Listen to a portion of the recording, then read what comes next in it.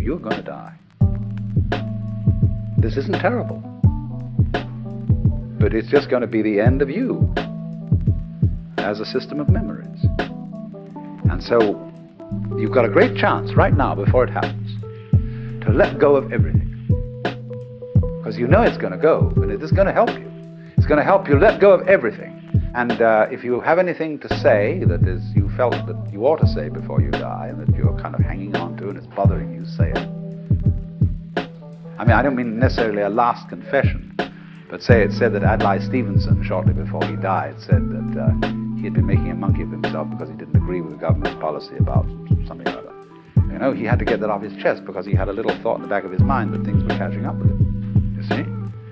So the moment comes when this thing called death has to be taken completely, not as some ghastly accident, something that all your friends are going to stay away because you're awful.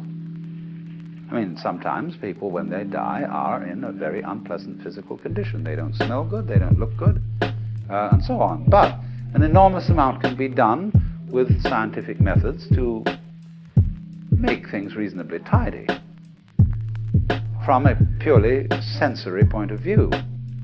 But the main thing is the attitude that death is as positive as birth and should be a matter for rejoicing, because death is the symbol of the liberation. I'm not saying you ought to be willing to die and that you should muscle up your courage and somehow put on a good front when the terrible thing comes. That's not the idea at all. The point is that you can only die well if you understand this system of waves.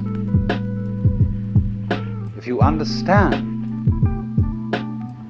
that your disappearance as the form in which you think you are you, your disappearance as this particular organism, is simply seasonal. That you are just as much